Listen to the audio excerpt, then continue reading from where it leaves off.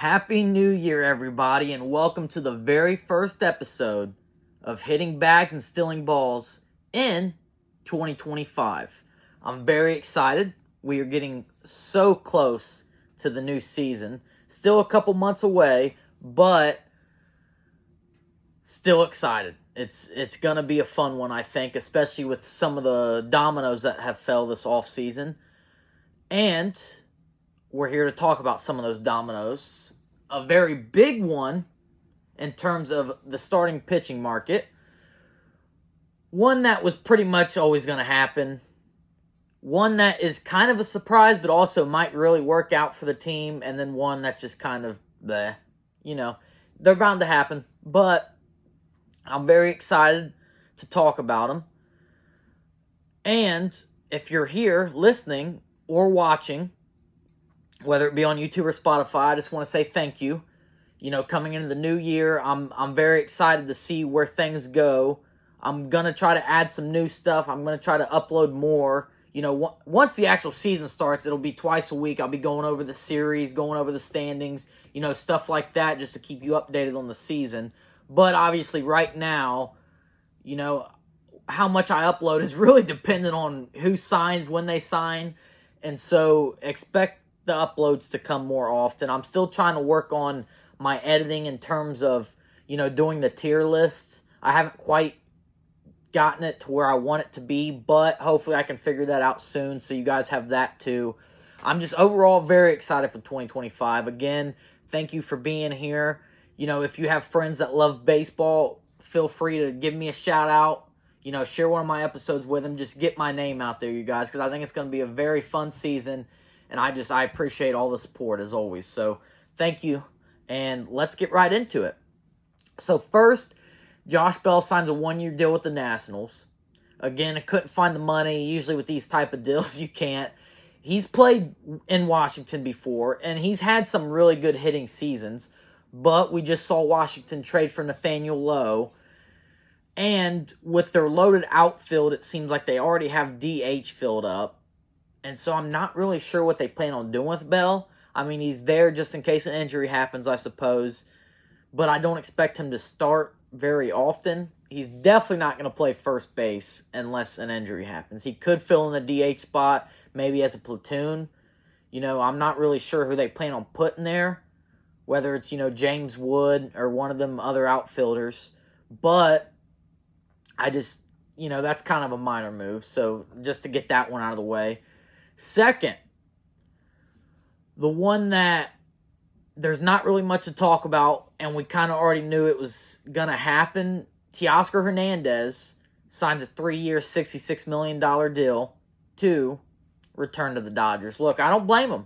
I don't blame the Dodgers for bringing him back. He had an amazing season. That crowd loved him there. He obviously loves playing in LA. He wins a title there, and he put up really good numbers. And so I think for both sides, it's a really good deal. I'm a little confused if they brought in Michael Conforto to kind of scare Hernandez into taking less money. If they actually plan on starting them both, in opposite corners of the field. I don't see Conforto being a full-time starter. But, the Dodgers are all about depth. So worst case scenario, they use him as a depth piece. But I really like them bringing back Hernandez. Good for him on getting his money. It's $22 million a year, which, I think is probably maybe a little less than what he could have gotten with other teams. But I respect it, and I think he's going to have another great year next year. And hopefully the age doesn't catch up to him. I don't think he's too old. I think he's probably 32. But good for both sides. And other than that, there's not really much to talk about. So next up, the former Yankee, Gleyber Torres, signs a 1-year, $15 million deal with the Detroit Tigers. A little bit surprising. I thought Torres was going to end up in Seattle and not making, I don't think I had him making as much as $15 million, but good for him. He definitely can hit. People don't realize, in his 7-year career, 4 seasons, he had over 25 home runs. He hit 38 one year. 38 home runs, 90 RBIs. He's a 260 average hitter over his career. He walks a decent amount. I think his OBP is around 340. He's 28. I'm a little surprised it's only a 1-year deal. If I had to say anything, I figured it'd be more of a 2-3 year deal because he can hit. Worst case scenario, he ends up in a DH spot, which when I first heard about this signing, I genuinely thought that might be what it is. I was like, okay, they're going to put Torres in the DH spot. And he's actually, even though he's only 28, going to be a veteran presence on that team. So we'll see how he does in that role. But they announced that he's going to be playing second. Colt Keith is going to move to first, which makes this move even more interesting. I'm not sure if he played first base in the minor leagues, Colt Keith. I'm not sure. But I'm very interested to see what that looks like. And then if he's playing first, what are they going to do with Spencer Torkelson? He's got potential. He obviously has kind of not lived up to what it was at first. He has some power. It seems like they want to put him in the DH spot. I don't know if they really have a DH right now, which I would like Torkelson in that spot. Maybe not playing the field would help him kind of focus on getting better hitting-wise. So I think that could be okay for them. So if you have Torres at second, Keith at first, and then Torkelson at DH, I'm okay with that. You're adding a good bat. But, man, I feel like the Tigers with the defense, that's not, Colt Keith playing a new position. If he is, like I said, he could have played first base in the minors. But at the major league level, put him at first base full time. Torres at second, we already know, is one of the worst fielding second basemen in the league. That's going to have there's going to be a lot of question marks, on that right side of the infield. So I was a little surprised, especially so that they're going to let him field second base and just move Colt Keith over. But they have faith in his bat, which, like I said, really hasn't let him down in his career. He had one bad season, I think, and he started out horribly this past season. I got to watch that firsthand as a Yankees fan. But towards the second half, and especially in the playoffs, he was arguably our best hitter in our lineup, other than maybe Juan Soto. So I'm curious to see what it looks like on the Tigers. I think it'll be fun to kind of see him fit in there with all the young kids. I'd like to see them add a pitcher, go out and get a Flaherty, or if they trade Torkelson. Obviously, we've seen the first base market go wild, okay? And there's still teams that need a solid first baseman. And so if they trade him for, a starting pitcher, I'd be okay with that too. But, I'm okay with it. $15 million, 1 year, low risk. You see what he can do. Maybe he gets better at fielding. It's not likely at 28, but it's possible, if he really works hard on it. So the Tigers are going to be a fun team to watch next year. That lineup should be pretty solid. So we'll have that to look forward to. So finally, now we didn't have much to talk about today, but I think this one is definitely the most surprising out of the bunch. I think it might be the most surprising out of everything that happened this offseason, because even Juan Soto going to the Mets, people went crazy for that, but we knew that they were in the running.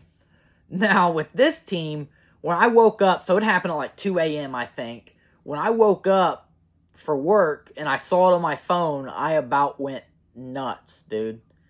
Corbin Burnes turns down more money from the Giants, more money from the Blue Jays.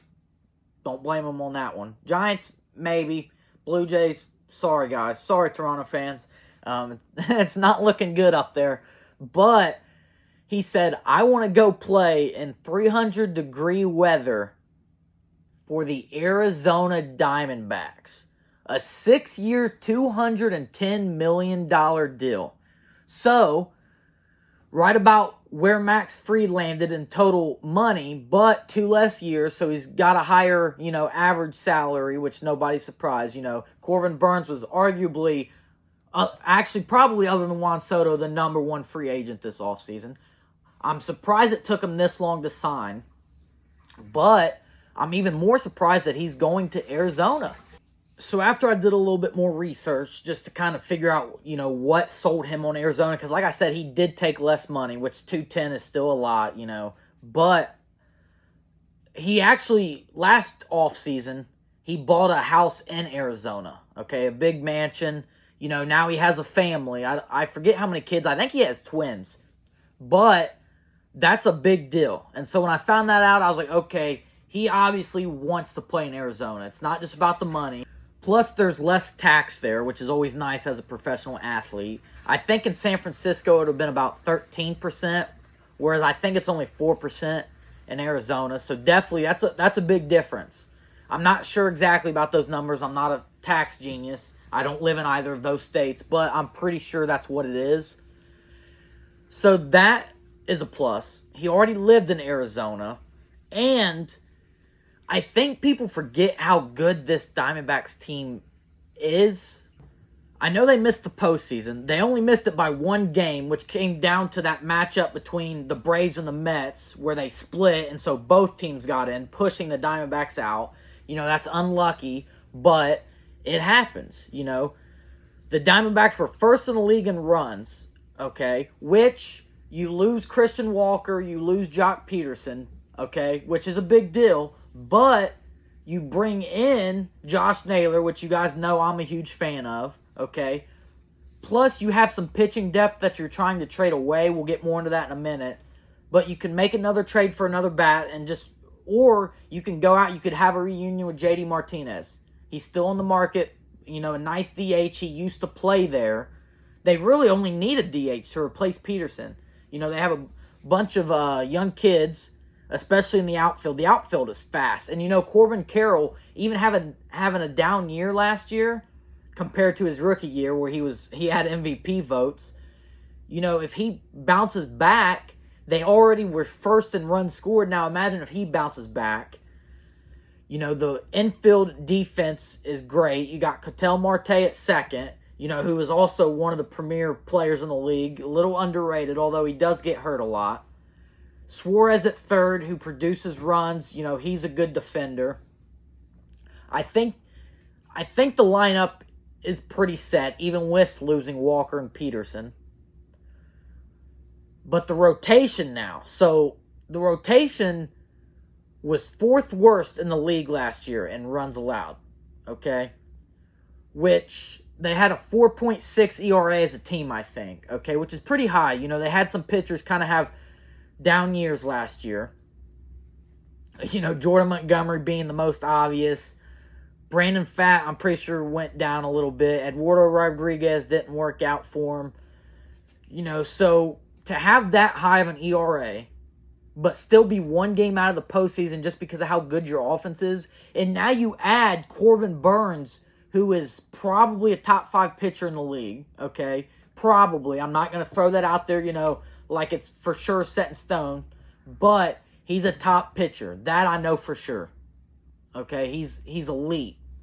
And so when you add him to the top of that rotation, now you have him, Zach Gallen, okay, Brandon Pfaadt, who can possibly have a bounce back. Then below that, you have Merrill Kelly, who was hurt, for a lot of last season. He only pitched 70 innings, but he had a 4 flat ERA, so when he did pitch, he was good. But that's a solid top 4 right there, if they all pitch to what we know they can pitch to. Okay? And then below that are the 2 question marks. Jordan Montgomery and Eduardo Rodriguez. They definitely want to ditch Montgomery. Their owner, their GM, already came out and said that, which I think is kind of screwed up. But I'm not running the thing. I'm not running the show in Arizona, so whatever they want to do. And then Rodriguez, who I don't think is horrible, but for the money they're paying him, I don't think he's worth it. So they probably want to get rid of him. I could see them sending both guys to, maybe the Athletics, who want to finish out their rotation. They went out, they got Severino, they got Jeffrey Springs, they already had JP Sears. You get 2 guys that can potentially pitch great there, plus they cost a little bit of money because the A's are trying to meet the bare minimum in cap, okay, or they get fined or something like that. So they want to pay guys. I don't know who you would get from the Athletics that would really help you, but I'm just saying, I think one or maybe both of them guys at the bottom of that rotation are going to be gone. Whether they use those two guys to bring in a bat or to bring in, a solid fifth starter, or if they're just going to call one up. Maybe there's one I'm missing, but that's just who they have listed on the depth chart right now. But I'm really excited about the move, you guys. I mean, the Diamondbacks obviously aren't going to be favorites in that division. We know how tough that division is. I mean, the NL in whole is just... Dude, there's like 6 teams probably at the top before you even get to an AL team. Okay, I mean, the NL is getting stacked. But I'm glad Corbin Burnes found, the team that he wants to play with, that it was near his house, with his family. He's going to love that. He's still got his money. He's 30 years old. The Diamondbacks are showing that they really think that they can do it. And when you miss the postseason by, one game, and that's without an ace like Corbin Burnes, which I know Zach Gallen, has been solid, but he's not on Corbin Burnes' level, okay? So I think the Diamondbacks are a major team to watch next season. And the whole NL, dude, is going to be so much fun. I mean, I'm nervous for the Yankees, although if there's ever a time to win, it's now in the AL, okay? Because it's just so weak over there. You know what I mean? But we saw how that ended for them this year. Anyways, back to the Diamondbacks. I like it for both sides. So... There wasn't too many moves to talk about today, but, there was one major move. One move that I'm intrigued to see how it works out. Talking about Gleyber Torres. One move that Josh Bell probably isn't going to matter. And then one move that is good for both sides, but we kind of already knew it was going to happen in Teoscar Hernandez. But, yeah, I mean, other than that, there's nothing really to discuss right now. Still waiting on more dominoes to fall. But I greatly appreciate you guys tuning in. Thank you so much. And like I said, if you want to share, get me out there, comment, let me know what you think about Corbin Burnes, what you think about Torres, Colt Keith moving to first. Basically, just let me know your thoughts on all of it. I'm excited to see what other dominoes fall. I think it's going to be very fun. I'll have, once all the free agents sign, closer to spring training, I'll do my preseason rankings. But as of right now, we sit and wait, and I'll try to figure out the editing for those tier lists so I can upload those. I've got a couple that are going to be really exciting, I think. And just thank you again, you guys.